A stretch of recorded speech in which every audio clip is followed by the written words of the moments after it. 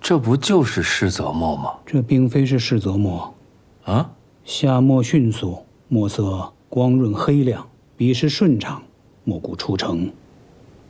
品质的确与施泽墨无异。莫非这是施泽墨制成的载荷墨？载荷墨？载荷之法那倒是常听常见呢，但实际名为载荷，那就是有很多的局限。能把这载荷墨做得跟新墨一样，那更是难上加难。真娘，你是怎么做到的？这以往的载荷墨都是把废墨里的废胶尽量的蒸汽出来，再加上新胶做成一个新的墨。可是这新胶跟旧墨难以相融合，所以会导致墨脆弱易裂。可若是将这废墨中的废胶稍留一些作为引子，用此来醒墨，那做出来的载荷墨便与新墨的品质无异。啊，有趣，有趣。既如此，邵管事，我们这批新订单就用载荷墨交付，快让工人们去赶工啊！镇长室，东家，八爷，这载荷墨虽然成了，但毕竟也耽搁了些时日。就算咱们日夜赶工，怕也不能在时限内全数交货呀。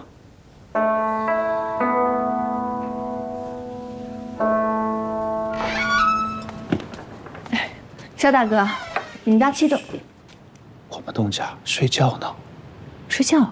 东家看您在研制新墨，怕有人再来使坏，都2、3天没合眼了，非得自己守着。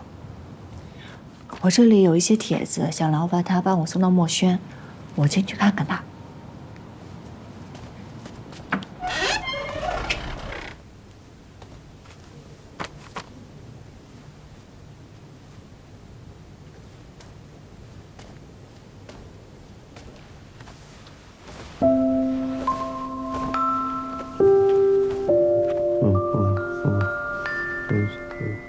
说什么？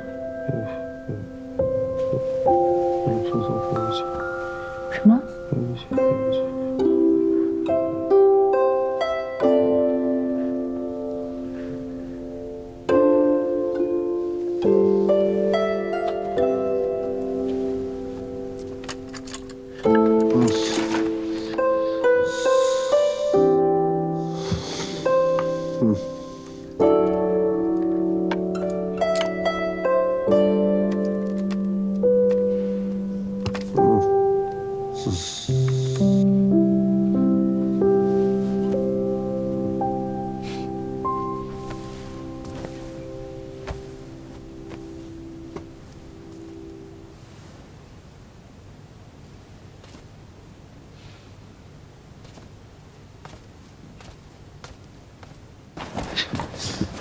哎，哥，李默的伙计说李真做出了载荷墨呀。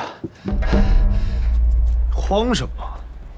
载荷墨又不是什么了不得的技艺，不过是把用不了的陈墨拿出来翻翻新，做出来的墨也只能算是勉强能用。不是，那些墨工说他们家载荷墨的品质和新墨无异，甚至还更好些。这怎么可能？尽长他人士气，灭自己威风。不是，退一步说，就算李真这会儿真做出了顶好的墨，离他们订单交付只剩寥寥几日时间，说什么都晚。对呀，这么说就是那李婆卖瓜，自卖自夸。大公子，刚听说李默的邵管事把各家磨坊的掌事都请到了李默，说是有要事相商。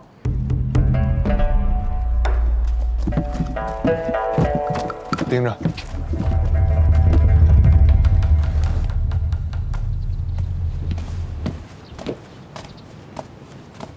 各位叔伯，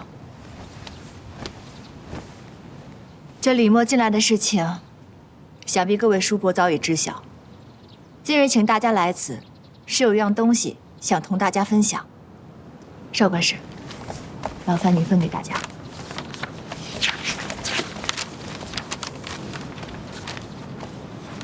这是载荷墨墨方。没错。丫头，这墨方你改良过？三爷爷慧眼如炬。大家难道不觉得奇怪吗？如此珍贵的方子，李家为何要公开？田家小儿，你给我滚出去，否则我打断你的腿！说，田大少爷还真是不请自来啊。田少爷说的没错，真娘确实有事，有求于各位叔伯。丫头，尽管开口。真娘想用此方换各家磨坊及工人5日使用权，借5日使用权，协助真娘再合世泽磨。李真啊，李真，你可真是好算计，白用人家5日磨坊来生产你李家的磨，这得让各家损失多少银钱啊！只借我们的磨坊用5日，可这再和磨的法子，却能让我们磨坊里的旧磨、废磨重见天日。哎，这买卖划不划算，大家心里应该很清楚啊！三爷此言差矣，就拿我田家磨坊来算，这1日里生产的苏和油磨，少说能挣50两银子呢。笑话！我们卖1听磨，本分的赚个2成的利润。倒是你田家的苏和油磨，成本本就昂贵，顶着供磨之名，定价更是高了成本的5倍不止，其中更是有1成利润直接进了磨商和书师们的口袋。此前书院的强制用磨的不正之风，也都是你们田家惹出来的。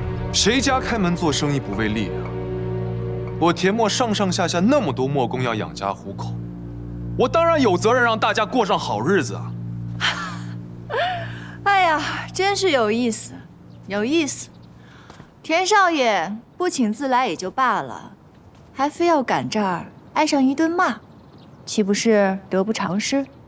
感谢各位叔伯的仗义之言。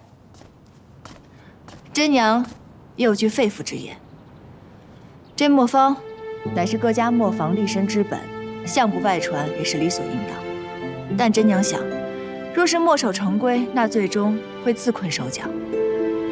如今李默公开的在和磨坊，确实是未解燃眉之急，但同时，真娘也想借此一举，破门户之见，开风气之先，助力我们徽墨再现繁荣景象。说得好。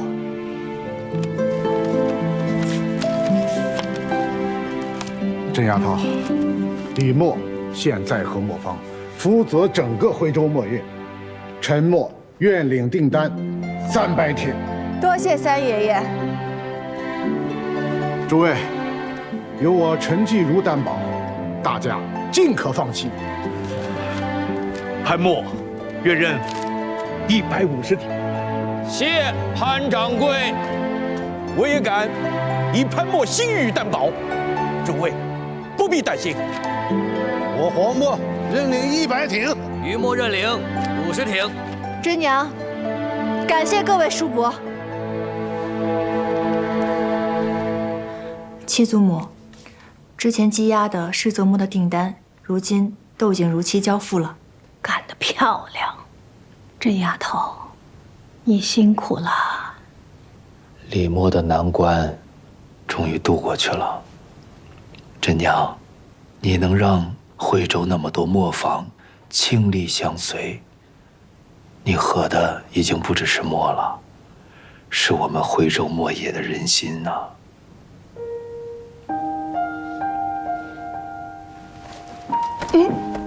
这丫头，你这是要干嘛呀？七祖母，此番波折，皆是因为孙女的疏忽。我没能将这个家长好，让李家散了人心，让田家钻了空子，险些酿成大祸。我有负于七祖母的嘱托。今日，我便将这名印还与七祖母，卸下内宅与磨坊的掌事权。这丫头，你站起来，站起来！七祖母有话要跟你说。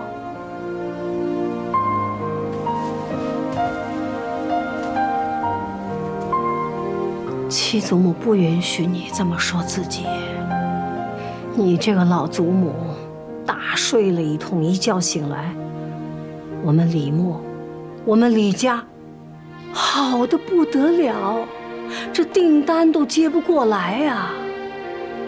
你再看看你景东叔，完全就是变了个人似的。文慧那边说起真长事，那是无人不晓，无人不服啊。这可都是你自己的努力，打开了这个局面呐。可如果不是我长这个家，便不会勾起四叔母的恨。还有那个李德才，也是我一时心软，将他放进了磨坊，才给了他可乘之机。这丫头啊，这人心呐，都是有皱褶的。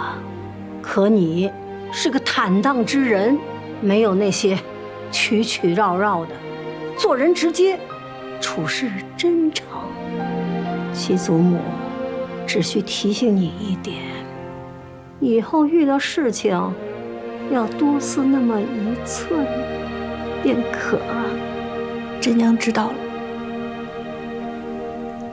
这祖母的身体自己知道，要想恢复如初，那是不能了。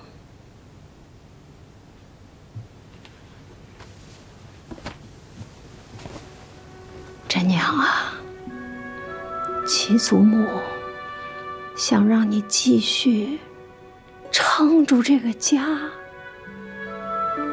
行吗？若是李家需要我，我自是愿意的。只是长氏一直内有大伯娘，外有景东叔，我也不好再霸着不放了。真娘，此次李默能化险为夷，主要是你的功劳。景东叔替李家谢谢你了，所以这个长事必须由你来做。景东叔半辈子犯了无数的错，我是无颜做这个长事。你大伯娘呢，又有正佑要照顾，那更是无暇分身。所以，你继续做这个长事吧，好不好？今天不只是你七祖母求你，景东叔也求求你，好不好啊？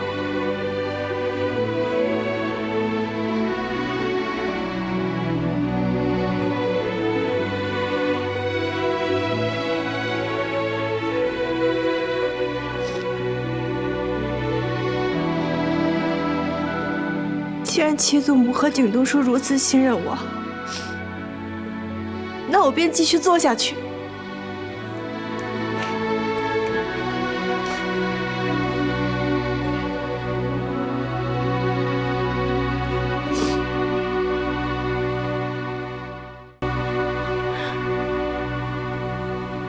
哎呀，这全天下呀，除了我娘以外，也就七祖母和大伯娘还记得我爱吃什么了。以后我常给你做。哎，大伯娘，正好今日我还有一事想跟你商量呢。什么事儿啊？咱们李家的儿女啊，不同于其他家的，打小除了上学堂以外，还要进磨坊帮工。即便将来不入磨业，也要对李家立足根本有所了解。我想着，这正佑如今也到了年纪了，若是您舍得，不若将他放在磨坊里，真娘愿意手把手的亲自教导他。正佑是您教导出来的好孩子，为人善良，心思细腻，处事大方。若是大伯娘舍得让他吃苦，他未来必定在磨业上有一番自己的天地。舍得怎会不舍得？他能跟着你学习，我就放心了。只是这孩子皮，你近日那么忙，我怕他来了给你添乱。哎，无妨的，让他先跟着我在磨坊里四处看一看，学一学。我小时候变磨的本事啊，便是这样跟着我爹、我爷爷学来的。等他大一些呢，我再教他搓灯草、烧烟台。我这手艺可是我爷爷亲自教的，整个磨坊的人都比不过我呢。我当然知道。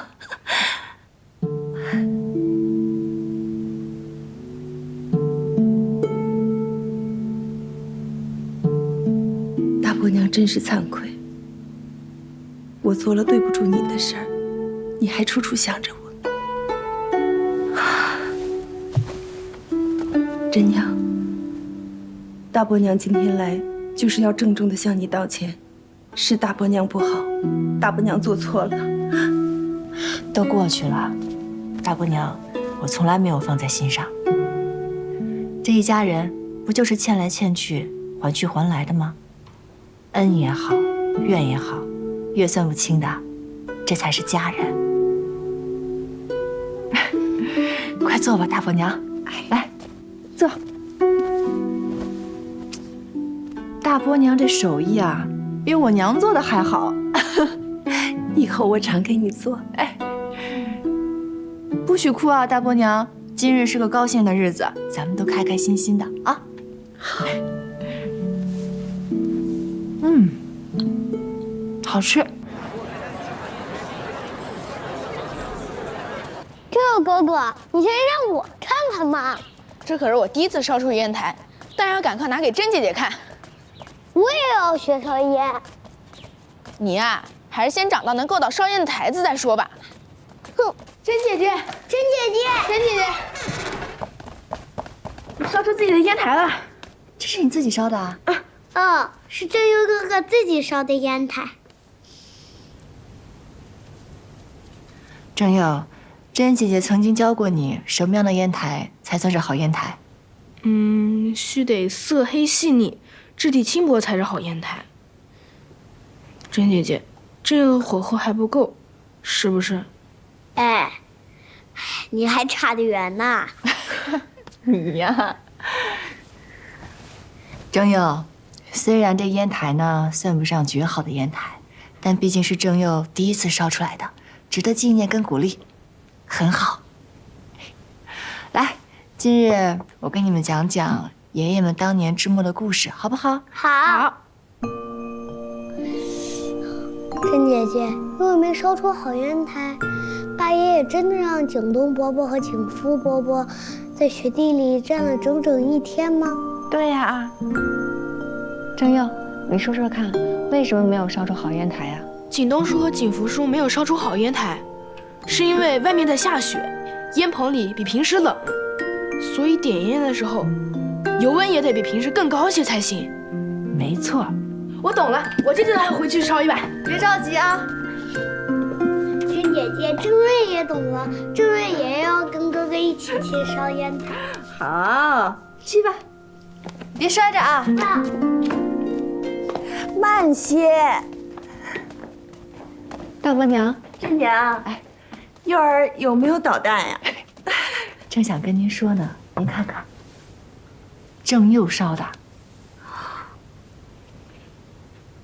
真的是幼儿烧的，得亏大伯娘以前教导的好，这孩子聪明，一点就通。是你教的好才是。甄娘，今天是立冬，你一会儿回去把你爷爷和你娘都请过来，你七祖母啊亲自准备了迎冬宴，咱们一家人好好吃顿团圆饭。哎。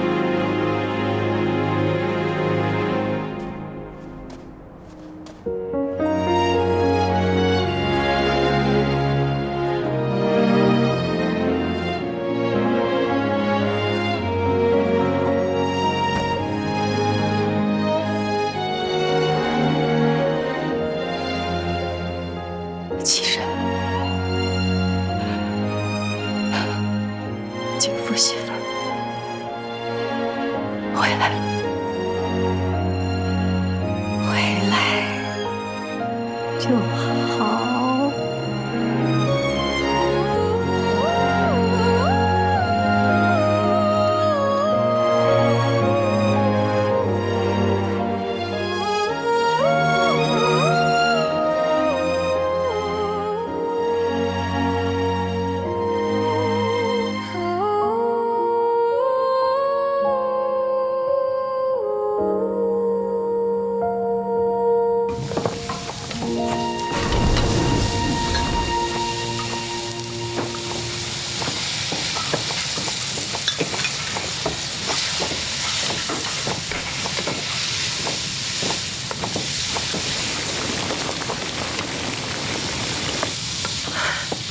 弟妹，我嫂就知道你在这儿。你这刚回来，怎么就跑到厨房忙活呀？你应该陪娘好好说说话才是。大嫂，让你们给我端茶送饭，那我就还是个外人。你让我在这厨房里忙活忙活，做几个菜，我才觉得我是真的回家了。不行，今天听我的。来，大嫂，不瞒你们说，我都已经好多年没在这么大的厨房里做过饭了。今天啊，做饭的事就交给我了，你们出去等着啊！你们去等着吃就行了，去吧去吧，交给我，放心。那你辛苦了，今天不辛苦。团圆过来喽！团圆过来喽！这鸡啊是我娘杀的，里面的冬笋呢是正生哥上山捡的，这火腿是从我娘的老家1线带过来的，这腊排骨呢，大伯娘亲自腌的，快尝尝吧。哎，真长氏啊，七祖母想说几句话行吗？当然可以了，七祖母。好，那我站起来说。哎呀，好。今天啊，是立冬这么一个特别的日子，我们李家人整整齐齐的坐在了一起。我就是希望大家其乐融融的喝了这杯酒。来，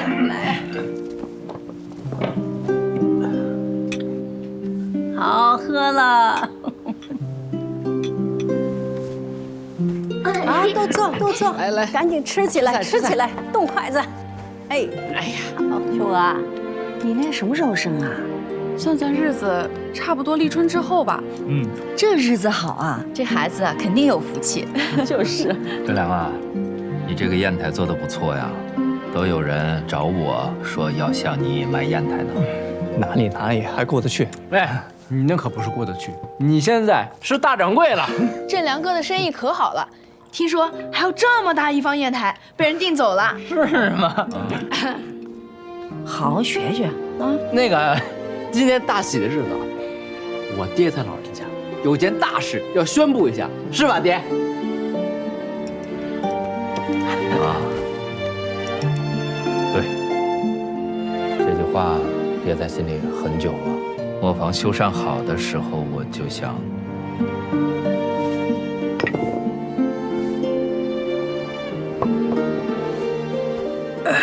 七婶，八叔，是时候让八房归宗了。老八，你想啊，景东都已经想明白了，您是不是该给个答复了？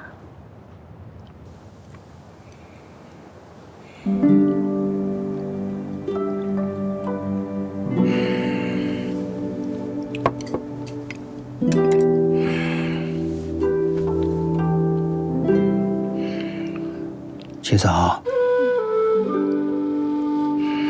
景东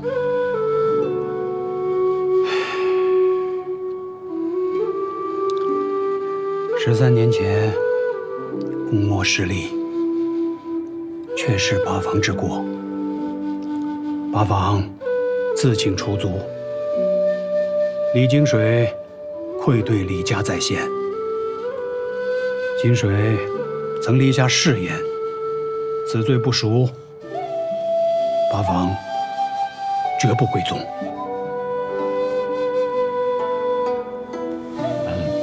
景东，七嫂，非是我固执，不通情达理。13年来，我何尝不是日思夜想，梦里惦记着有一天带着八房认祖归宗。可金水心里除了有愧，更是不甘。李家劫难始于共磨案，13年间历经磨难。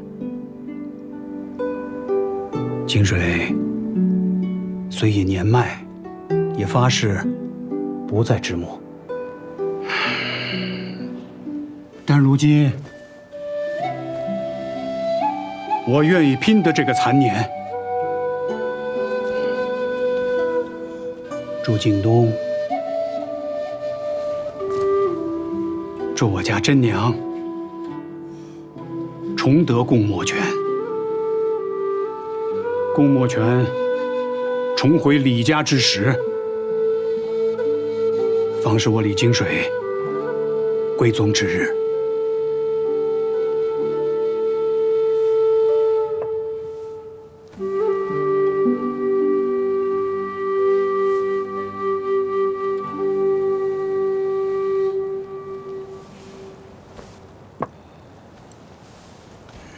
坐。爷爷，七祖母，景东说，不管我们何时归宗，如今大家能坐在一起，吃上这顿饭，不就代表我们的心早就回家了吗？所谓家，不就是聚在一起的人心吗？是不是？真娘说的对。还有景东说，你可得答应真娘，吃了这团圆锅，下次得跟我一起参选共墨。求之不得，求之不得。陈姐姐，我也要选。你也要选呀？好呀。我也要吃。你是要吃啊，还是要选呀？哎呦，小润哥呀，你得赶紧吃啊！吃完了，七祖母要取墨来考一考你。哎，你要是得了第1名，大大的有赏。润哥，你们可得好好的变墨。想当年我变墨的时候，我可是一下，我就认出了我爹做的墨。我自拔一杯，我自拔一杯。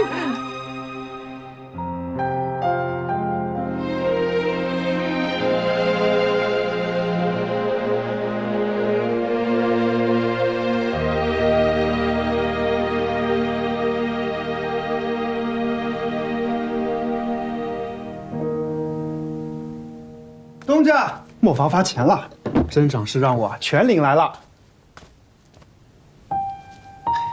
东家，您看，这些呀是李墨的分润，曾长是特意给您的。曾长是还说了，这些日子您拼了命的到处买松草、拉墨单，这是劳身又劳心的，着实辛苦，也着实为李墨立了大功。曾长是还特意给你额外派了一大笔花红。没想到还有花红，真娘果然很大气。东家，有了这笔花红，再加上李墨的分润，已经足以弥补军资的空缺，还绰绰有余呢。我们也能跟将军交代了。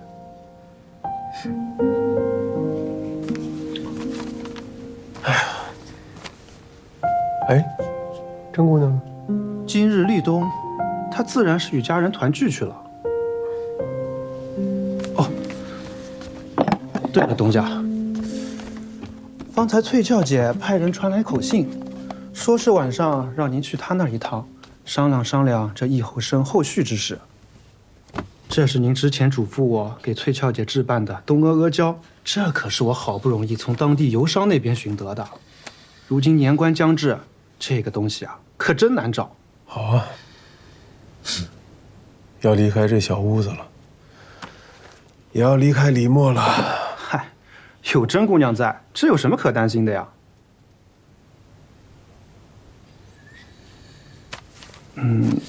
东家，咱到底回不回疫后生了？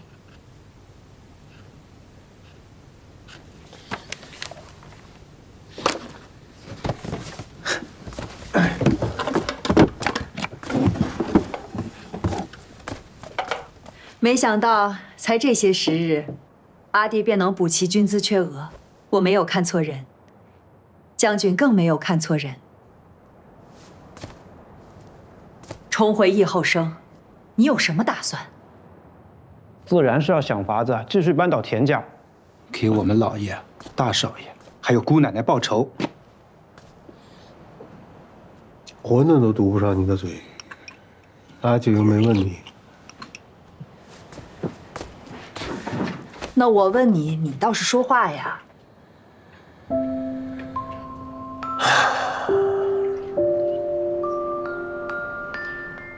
你心中有犹豫，这些日子与真娘朝夕相处，你心里舍不下她，是不是？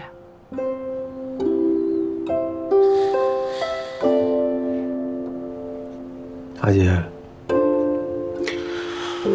真娘呢，她善良、真纯，像是一朵素心兰一样，在逆境中顽强地生着。风雨过后呢，开得更加的灿烂，仿佛一直有一束光在照耀着它，而这束光让我好生羡慕。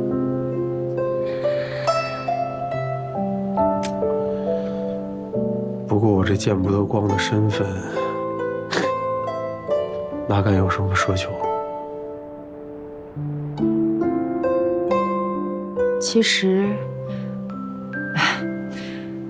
其实我也挺喜欢真娘那丫头。按理说，你心悦于她，我该双手赞成。但就如你所说，明知不可能，还是别陷得太深为好。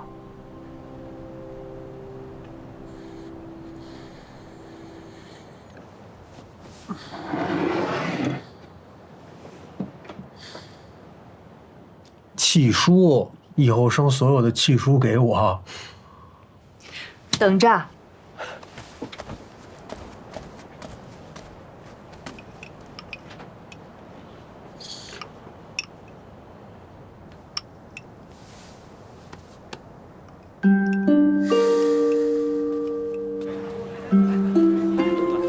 下次看好了，还带我贡献。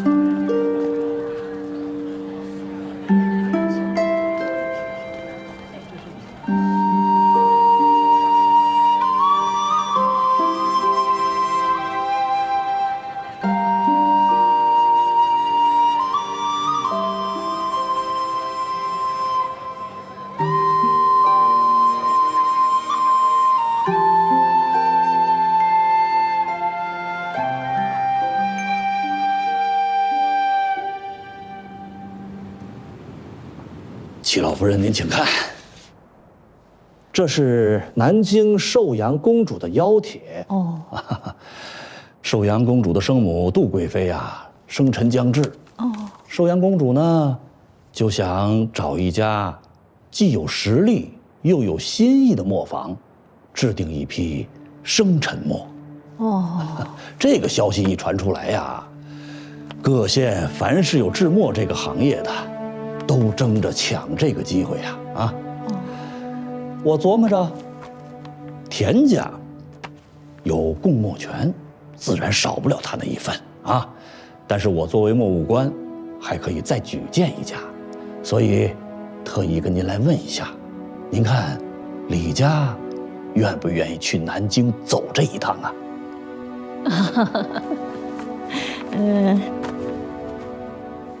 多谢严大人照拂。严大人既诚心举荐，那我们李墨当然要为徽州墨业出这一份力的。不过啊，去南京，采选生辰墨，兹事体大呀。严大人还得容我们李家上上下下的权衡一番，才好答复您。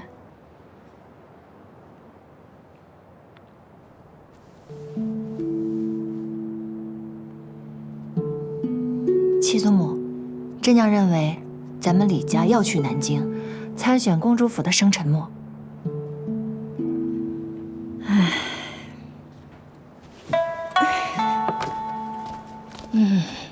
真娘啊，那你倒是跟我说说要去的理由。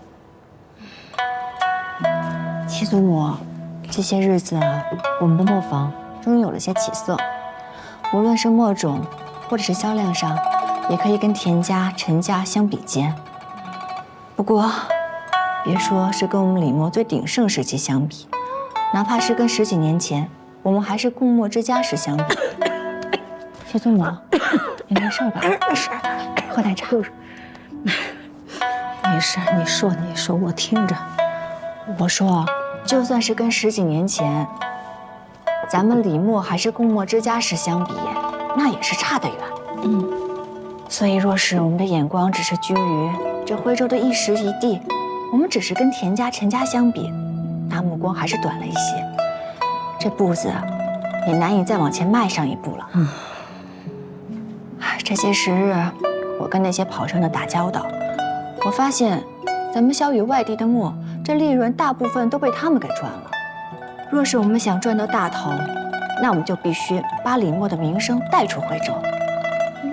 我想啊，这南京的繁华仅次于清朝，而且距离我们徽州又近。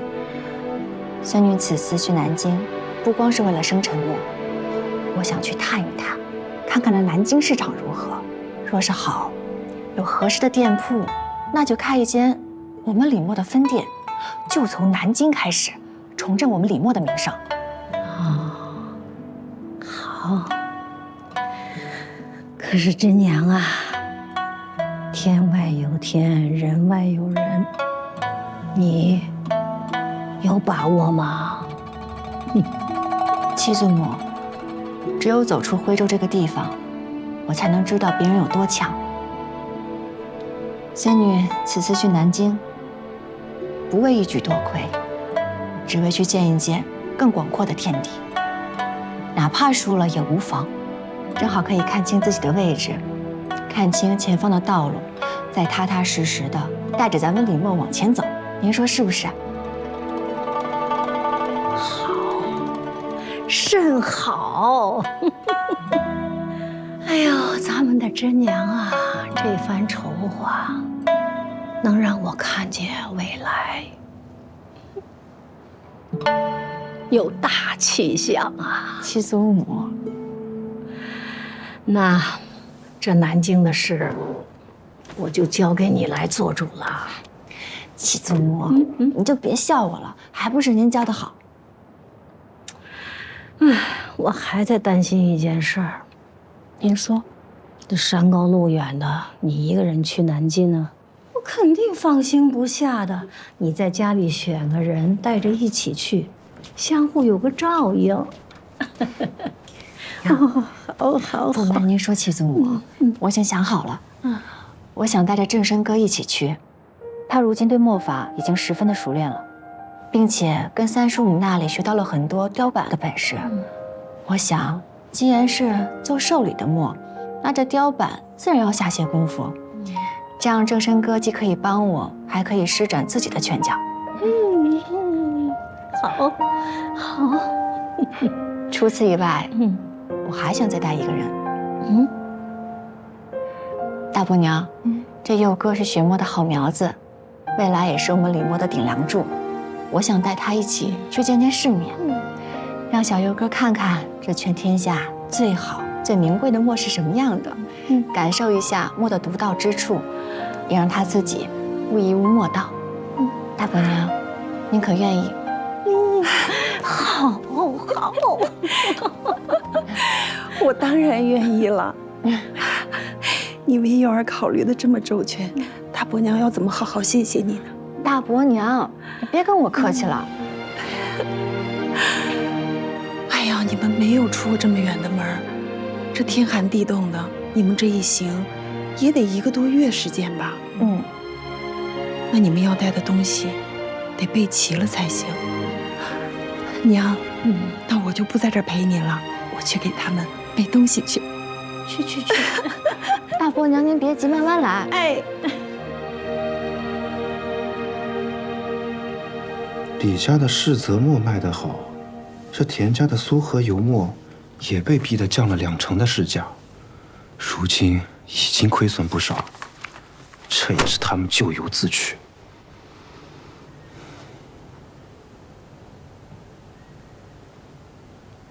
东家，东家，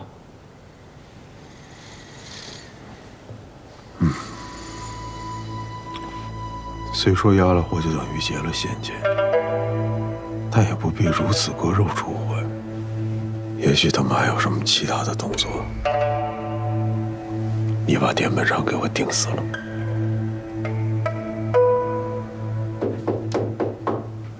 东家，打烊了。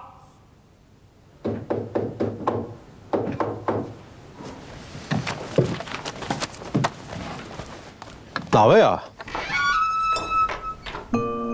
甄姑娘，走。这是送给你的。我想着，既然你重回了翼后生，那你那什么银狐毛的宝贝衣裳肯定拿回来了。银狐毛配6合帽，最合适不过了。你破费了。不破费。我想这次去南京办事，这样的装扮也不会比那些富贵公子差。你说的，做生意嘛，派头首先要做足了。去南京？南京的寿阳公主要给杜贵妃选生辰墨，我已经答应了严大人，代表李默去参选。我想南京那边贵人多，生意也多，正好趁这个机会，将磨坊里的库存多多拿着。到那以后选一个铺子，开个分店，我们还像以前那样打配合，高高兴兴的做几笔生意。这兰儿都跟我说了，南京南北街上到处都是铺子，而且有很多古董，还有洋货。正好，你帮我长长眼，选一些回来给七祖母和爷爷作为赏玩。当然了，作为回报嘛，我可以请你去看南京的灯彩。我听说三山堂里有数不尽的灯，花鸟鱼虫，什么样的款式都有。怎么样？听到这个消息，开心吗？甚好，甚好。但可能这次南京我没办法去。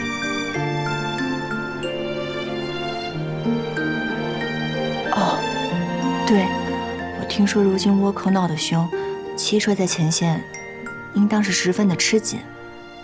你放心，若是南京这一趟顺利的话，我可以提前给你分红，大概年前就可以送到军中。不光是军资的事情，如今我重回翼后生，正是重振旗鼓的关键时刻，所以真的不便离开。你重回翼后生，确实有很多事情要忙。去南京只需要1个多月，难道1个多月都不行吗？戚某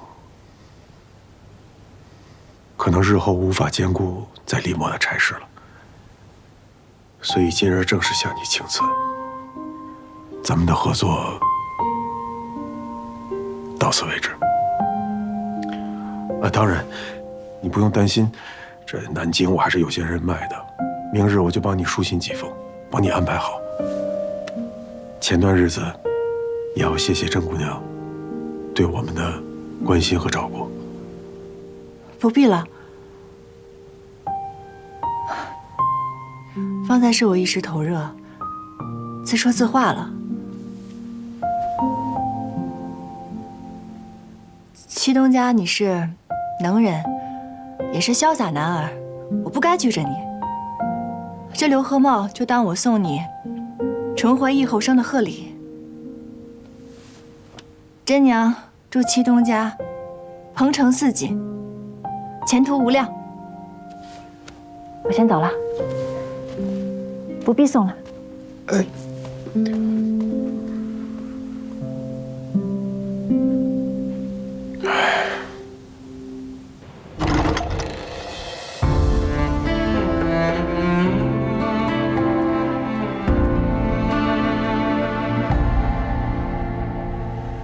烛火微微晃，独眼悲欢。提笔字字满，经落苍凉。回望，叹来时路漫漫无恙。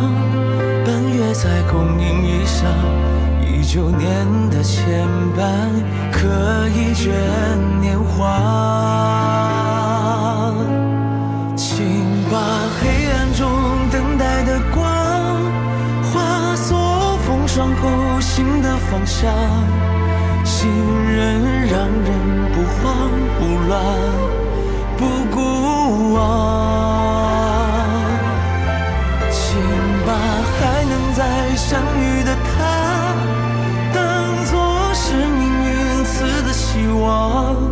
再多的爱与无憾已过往。真娘，兰儿，你说按理说祁东家重回以后生，我应当是开心才是。可不知怎么的，自从他离开李默以后，我这心里总是闷闷的。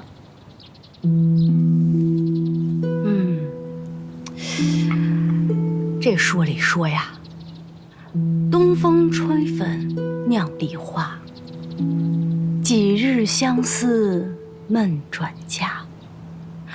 按理说，这犯相思病都是春风来梨花开的时候，怎么我们真娘冬日里就已经是满腹女儿愁了呢？我在跟你说你心里话，你却笑话我。兰儿，是不是我太自私了？因为祁东家办事有效，处处帮得上忙，一直在我身边照顾我，所以我才想把他一直绑在我身边。那磨坊里来来往往那么多人，能办成事儿的又不止他一个，别人来了又走，走了再来，可也会让你这般心里闷闷的。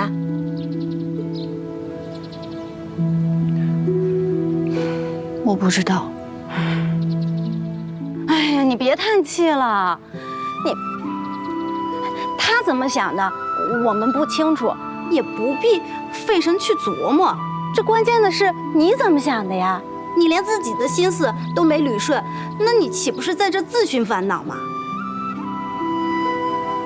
我，哎，对了，正巧呢，你这次去南京，这一去便是个把月。如果你到了那儿呢，要是把这个什么祁东家、八东家的忘得一干二净，那你就谈不上什么喜欢不喜欢的。那你现在的烦闷啊，无非就是习惯他在你身边而已。但是，如果你到了那儿呢，你将什么看到的、好吃的、好玩的，还有遇到的新鲜事儿都记下来，想要回来跟他细说，那你完了，你跑不了了，因为你这儿是真正的装下了这个人了。你这都跟谁学的呀？话本里看到的。我去南京是要办正经事的，竞选生辰末，哪有时间吃喝玩乐呀？再说南京那么大，我从来都没有去过，路我都认不全呢，都不知道哪儿是哪儿。你傻呀？南京我熟啊，你等着，我去求爹爹，许我跟你同去。真的？一言为定。一言为定。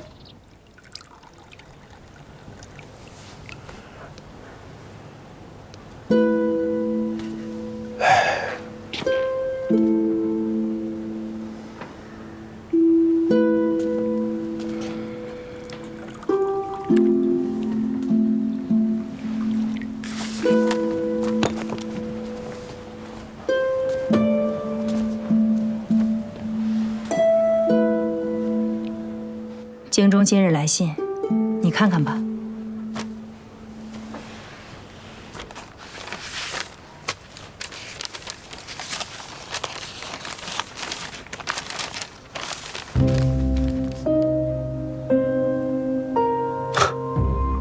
好啊，这个叫清鹤的，终于自食其果了。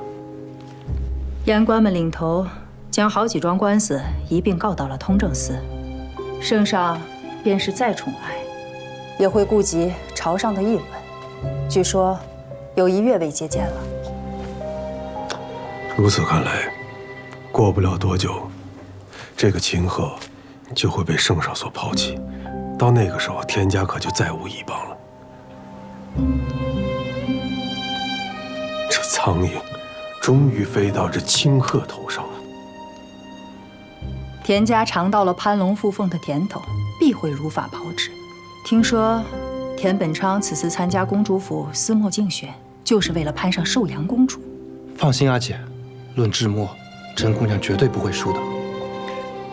可是田本昌的行事有可疑之处，这各家去南京，都会多备一些自家的好墨前去售卖。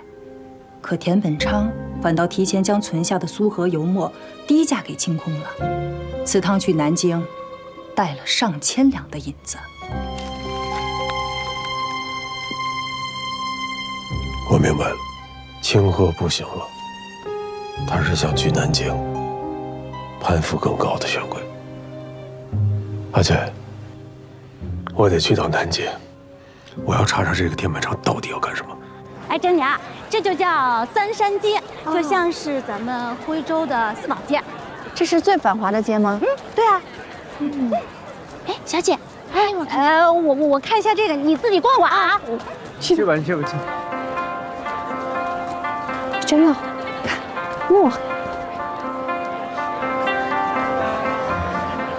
您这儿都有谁家的墨呀？各大家都有，各大家都有。有没有徽州李家的？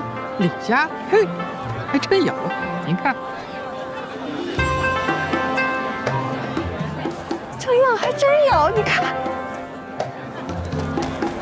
哎，姑娘，要阿胶糕。掌柜的，我能尝一块吗？可以啊。来，贵客请尝，这是本店的新品。玫瑰阿胶糕好吃不，小姐？好吃，不错，这阿胶糕真好吃，又便于携带。我们给甄娘买2盒吧。好，来。哎，行，2盒啊，给我就行。哎，好，谢谢。不客气。来，您拿好。哎，好嘞。叶小姐，真好吃。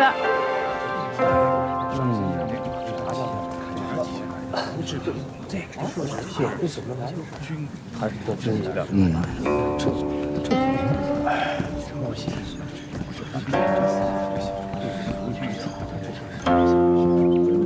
张耀，有心意。来，郑佑，这是休宁王家的墨，千岁墨。休宁派风格华丽，更善饰金漆彩。而且你看看上面的金漆是不是很好看？这套集锦墨和多套墨其实是可以用作礼物的。哇，钱塘十景，没错，这是钱塘林家。你知道钱塘林家最善什么吗？雕版。对，各色人物、风景故事是不是都有？而且他们家家传的雕版是代代相传的，就如我们李家的松烟墨是一样的道理。有道理，有道理。哎，这不是智墨5杰之一的齐春吗？他刚认了御用监的司隶，又来这儿干什么？今儿的宴会可是不简单呐！过来了，别说了。齐大人啊，好，齐大人，见过齐大人。好，大家好。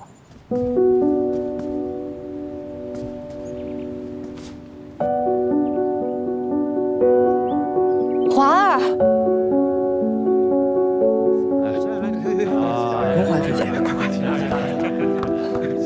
华儿，你进来可好？我给你写的信你收到了吗？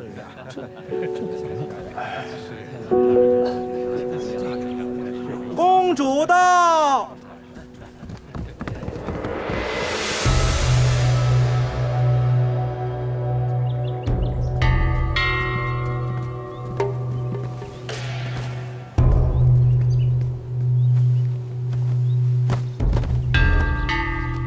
拜见公主。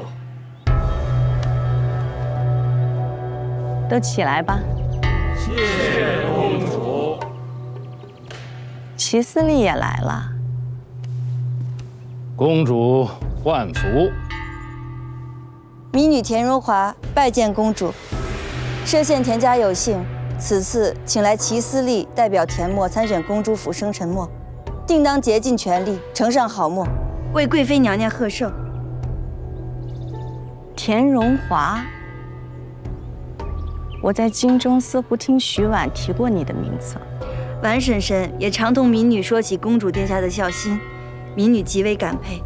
今日得见公主，实乃民女之福。一会儿府中设了宴席，你留下陪坐吧。多谢公主。公主殿下，各家磨坊的初选墨品已呈上，请殿下一步。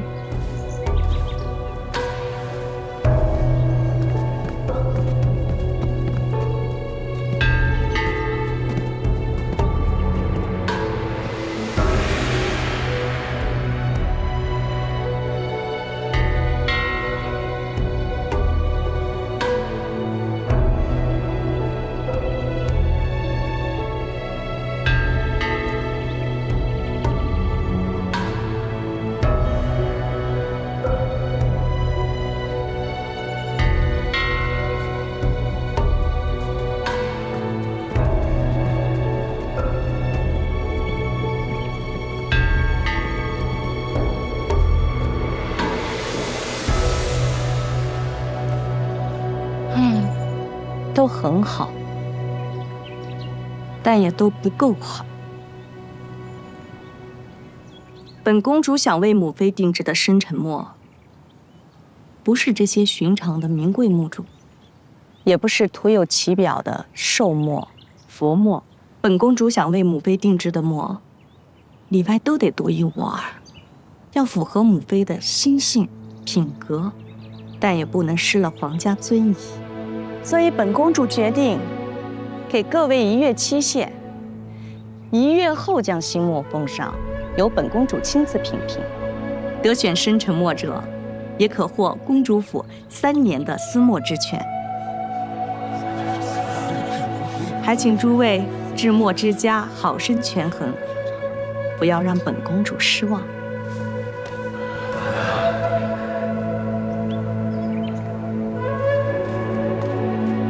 赵耀，你先上去等我，我想在这里等等华儿姐姐。好，去吧。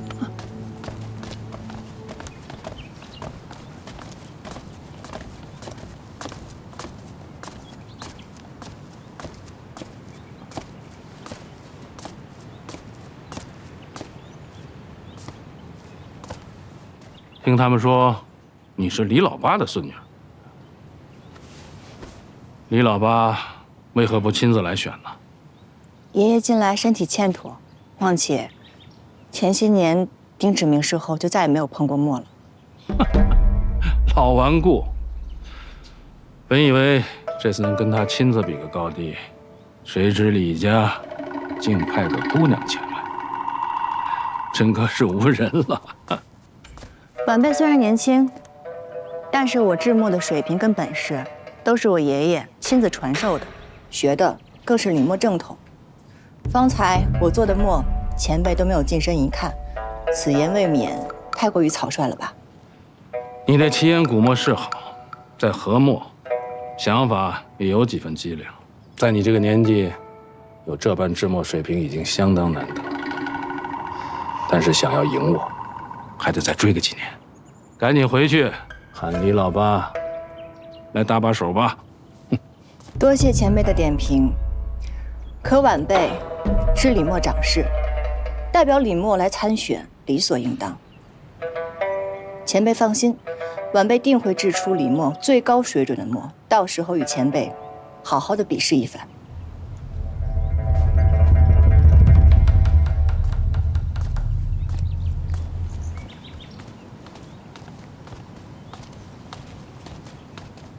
华儿，华儿，哎，李长师，我们姑娘有话留给你。姑娘说，人一旦做出了一些选择，就不再是一条路上的人了。